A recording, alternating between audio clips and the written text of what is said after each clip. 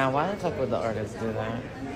So what inspired That's the so hook, weird. "In the back of my mind you died," is kind of like the storytelling aspect of the lyrics that came before it. I'm not in a way gonna that lie, he got that serial killer look. Like, this is that Ted Bundy look. Like, everybody, look up a video of Ted Bundy or look up videos of all other serial killers.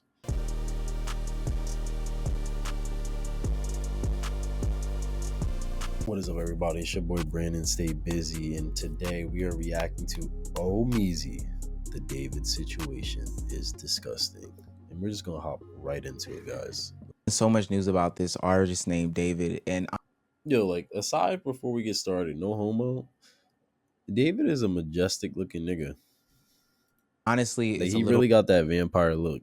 bit hard to keep up with, but from everything that I know, he did that shit, and I've got proof. Allegedly, you gotta clear it up. On September 9th, there was an official reporting of a car registered to the artist David, where there was a body in the trunk of this Tesla. Now, he was miles away from the Tesla, and a lot of people figured that the car was stolen or it was some foul play going on. But ultimately, after a little bit of a further investigation, that wasn't the case. It was never reported stolen. There was no signs of any damage, and the young girl in the back of the trunk was 14 years old. The body in the trunk was Celeste Hernandez, who went missing at the age of 13 years old, died at the age of 14, and then ultimately turned 15 in that span of time. And her family would be relieved to find out what had happened, but opened up a plethora of different questions when it was revealed that she had a boyfriend named David, not D4VD, but DAVID, the traditional spell. The evidence started surmounting against David. Celeste Hernandez was found in the Tesla, wrapped in plastic. They had a bunch of photos together, matching tattoos. The victim's mother confirmed that she was dating somebody named David. She learned that information via Discord chats between Celeste and David from when she was 12 years old. Social media is circulating photos of...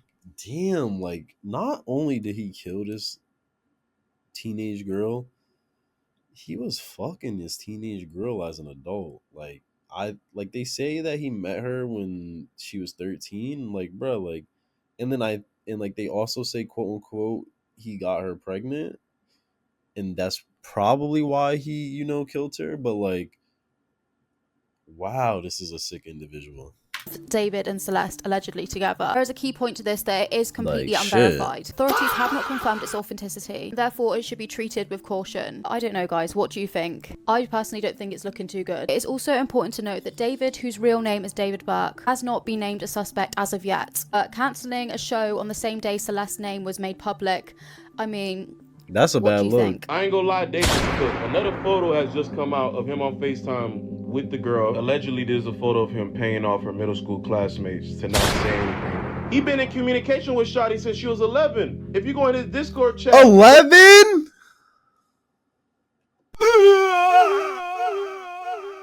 Oh, Discord know that they was talking. He even got a song that goes, "Oh Celeste, the girl with my name tatted on her chest. Smell her on my clothes like cigarettes. I hear her voice each time I take a breath. I'm obsessed.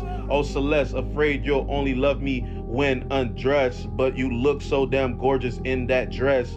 Missing you so much makes me depressed, but I digress." Nah, gang. She's literally 12 years old. I think a lot of different people passed off this for a couple of different reasons. First and foremost, and there's at some point we got to talk about Discord culture. I know it may seem cool to be in the same Discord as your favorite celebrity, but this is sick and weird and twisted. But a lot of people brushed it off because he's famous, and it's cool that Celeste, somebody that we know IRL or virtually, is hanging out with this guy, talking to this guy, etc., etc. And then number two, as far as the music goes, oh well, it's just a song. These are just words. These are just lyrics. But whatever I know about this new era of artists is the fact that they are literally putting their real lives into this music. It's no... I'm not gonna lie. Like, let's keep it a bean. Let's keep it 100. When you really feel the music and the music is real, and like you're not putting cap in your rap, it makes for a good song. So the fact that he is making a song not only about this girl he killed, but bro, she wasn't even a teenager yet. They were like, damn. No more illusions. It's no more any of this. That was the problem with the Young Thug Rico trial, is that they were putting actual lyrics, actual factual things from their lives, the crimes they were committing, into the music. Dude, so it's not Fenderizer. So it's not, so I can go like this? Yeah. No, I didn't inspect Element. I swear to God, I'm playing it. And it says September 7 for me. What the fuck? Yo. Case cracked. Everything lines up.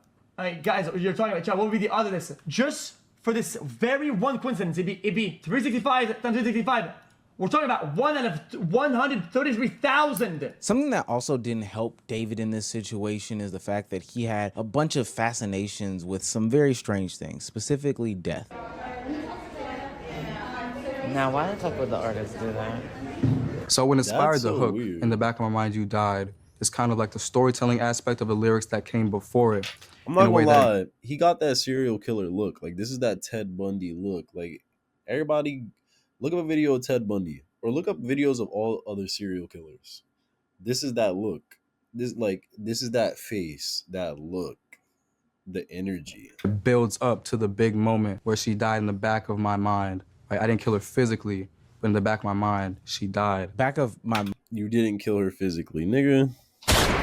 mind, back of the trunk. Okay, David. Okay. You're probably asking yourself, Omar, I don't even know who this weird guy is. Why should I care about him? Well, it's because we cover streamer/content creator news. He started off as a content creator in the gaming space, making Fortnite videos, montages, and different things like that. So basically, I played Fortnite from 2017 to 2021. I became a YouTuber. I was playing Call of Duty, Fortnite, all these different type of games to try to become like the biggest next thing, streamer, Kaizen, everything. But the problem with it is that during those montages, he would get copywritten strike based off of using other people's songs, you know, like normal YouTube guidelines. So he started to develop his own music career so he could basically avoid all of that and not get hit with those strikes anymore. I was a popping content creator too, now that I think about it. I had like 50,000, 70,000 subscribers. Yeah, my Fortnite videos were going super viral, but I kept getting copyright striked on the videos because I was using, you know, popular songs and stuff like that. So I cried to my mom again. I was like, "Oh, Mom, I'm not making money on YouTube anymore. Like, I'm gonna have to go to college. Like, I can't." Like, she was like, "Boy, get out my face. Go make your own music."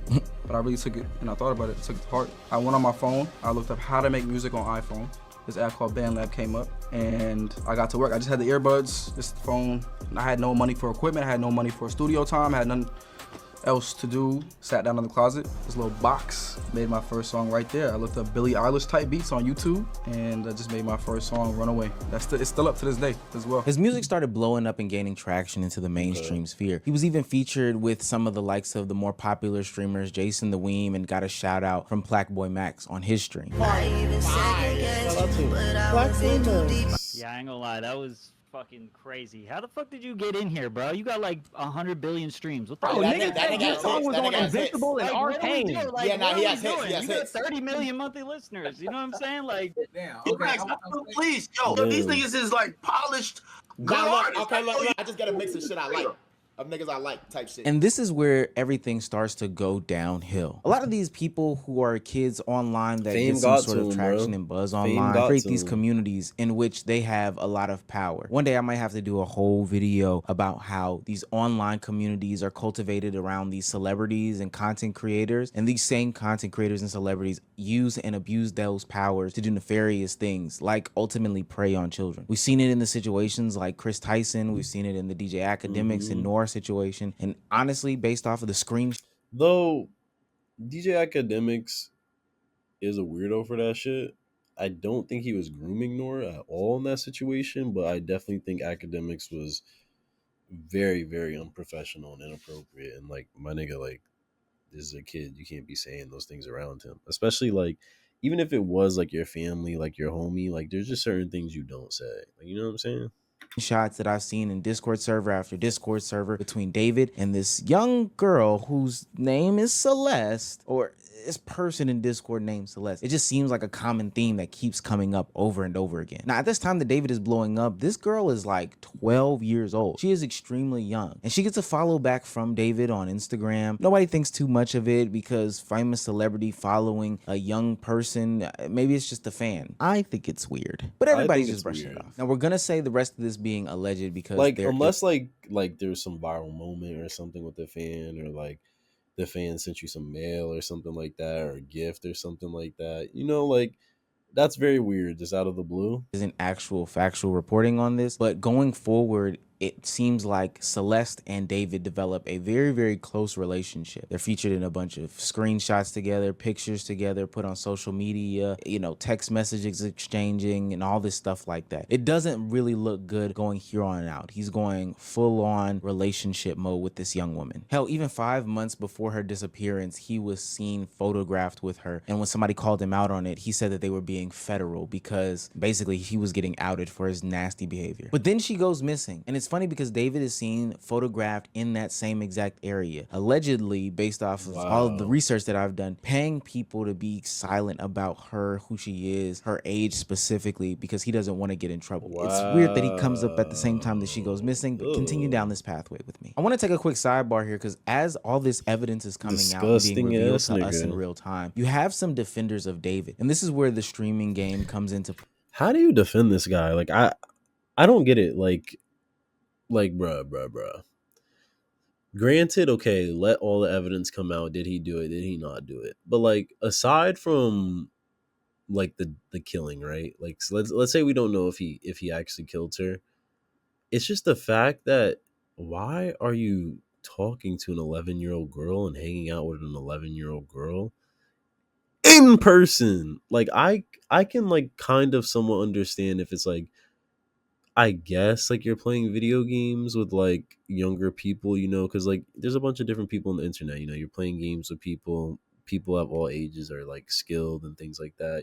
Especially like someone like me who's like, I used to be that kid who's insane at video games playing with grown ass men, right? But it's like, why the fuck, like you met up with this girl, nigga? What? Play because there's this whole buddy culture about protecting your friends and your homeboys because of not the if your relationship homeboy is a or whatever the case may be. pedophile. But What's when that Jason one video about that one dude like, hey you, yeah, I caught your mans. He for sexual assault charges. Yeah, your mans. Hey, they got your mans. They got your mans on sex assault charges. Yeah, the nigga you be hanging with. Yeah. Ween and Talking Logan to are little having girls. a conversation about David, it gets really, really nasty. Have you talked about the situation with David? Yeah. Yeah, he didn't do it. He's not a murderer? No. Thank God, bro, because I was still going to listen. Are you serious, Jason? Come on, Ween. To his music. I was just worried that I'd be an asshole if I did. No, listen, he didn't do it. He literally performed the next day. If he was a suspect, the police would have been after him. He's not a suspect. He's not just escaping the police clutches? No. And I'm going to perform. We're going to perform on the 20th, me and David. Now, ultimately, I think if Jason didn't know for sure, then he should have probably been quiet. And I'm not... Yeah, like, just don't say anything, Jason, because now, like, terrible PR. Not even gonna really give him too much flack, even though he should have stayed quiet and just not said anything and just let this evidence play out, because clearly his bias is there. This is somebody he may have known or really did know. But what's disgusting to me is the fact that XQC brought this point to the forefront. David, Jason, and Celeste are all in the same vicinity as each other, and nobody's being vocal about him dating this underage girl. That's her?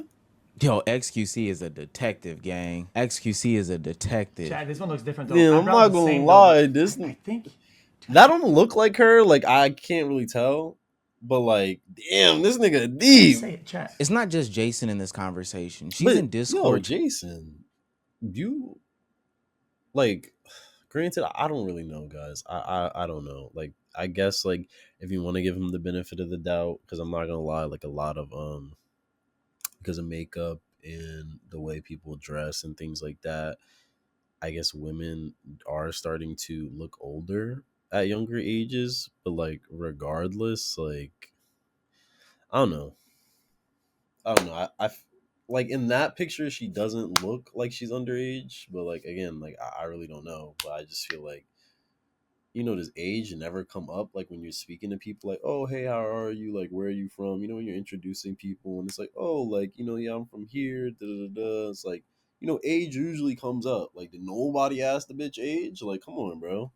chats, she's on streams. We've seen photos that give really good proof to the fact that not only is she underage, but they're in some sort of relationship and they're seen together publicly and nobody's calling this stuff out. There's these cultivations of communities that happen online that ultimately make my stomach hurt because this stuff goes under the radar and nobody talks about it. Now there's a young lady who is underage dead, and the amount of evidence that is pointing to this singer-songwriter being the person who did this is surmounting crazy style because people just would not speak up about the situation. Right now, a lot of this stuff is alleged, but I'm not gonna lie, it doesn't look good for David. It's not alleged. He's brought done in for police questioning, and it almost seems like he's on the run based off of, you know, him canceling shows and going MIA for a long time. He's no longer as visible as he once was, but I hope and pray that this situation sees justice because this is nasty. The tweet deleting, the cleaning up of your profile and your image, the hiding, all that stuff like that. And bro, it's just like you look guilty. You just guilty, my nigga. Like you're guilty. You're trying to hide. You're trying to run. Change the image. Delete the pics. Delete the tweets. Get rid of the evidence. Like,